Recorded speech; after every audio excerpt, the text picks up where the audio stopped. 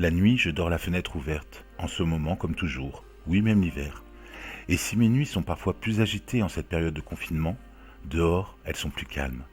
Le silence de la ville confinée. Agréablement rompu le matin par le chant des oiseaux avec lesquels je me réveille, désagréablement déchiré le soir par des pétarades ou les vrombissements de quelques excités du guidon, du volant, qui se dégourdissent les jantes. Rares, heureusement. Et puis, la nuit dernière, quelques rires étouffés, quelques murmures, quelques chuchotements. Furtifs, tout près, juste sous ma fenêtre. Quelques sourires aussi, oui, je vous jure que je les ai entendus. Je ne me suis pas levé pour regarder, je n'ai pas regardé pour ne pas troubler. Je me suis souvenu de mes rendez-vous sous la lune, les étoiles ou le ciel sombre, sous la protection de la nuit. Il y a longtemps, il y a une éternité. Autant de l'espérance, autant du sortir de l'enfance. Je ne me suis pas penché au dehors. J'ai juste imaginé les amoureux sous ma fenêtre, les jeunes amoureux.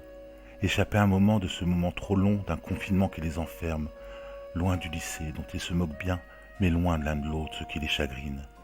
Les jeunes amoureux, s'offrant un temps de retrouvailles, protégés à leur tour par la nuit, bravant les interdits, se moquant des attestations dérogatoires, pour s'offrir juste d'être ensemble, pour se redire encore les mêmes mots, la même tendresse, la même soif d'absolu, le même désir de tout oublier pour imaginer à leur tour, pour partager d'autres caresses, d'autres frôlements, d'autres baisers, d'autres regards, d'autres sourires et d'autres silences, toujours recommencer, toujours réinventer, pour juste s'aimer comme on s'aime quand on n'en sait trop rien encore. Oui, je sais, ce n'était peut-être pas un couple d'amoureux, et je laisse dégouliner le romantisme, déplacé peut-être, dépassé sans doute. Mais la pensée, elle, a vraiment existé, entre tristesse et joie simple, quelque chose comme de la mélancolie.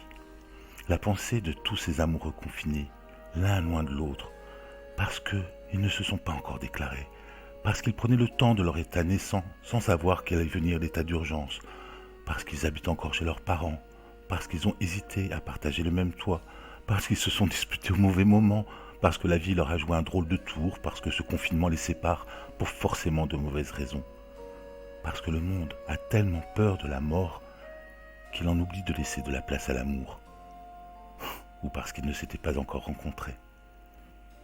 Alors, sans me pencher à la fenêtre, j'adresse au loin cette pensée. Non, pas vers mon passé du temps de sortir de l'enfance, juste vers l'avenir et d'autres espérances.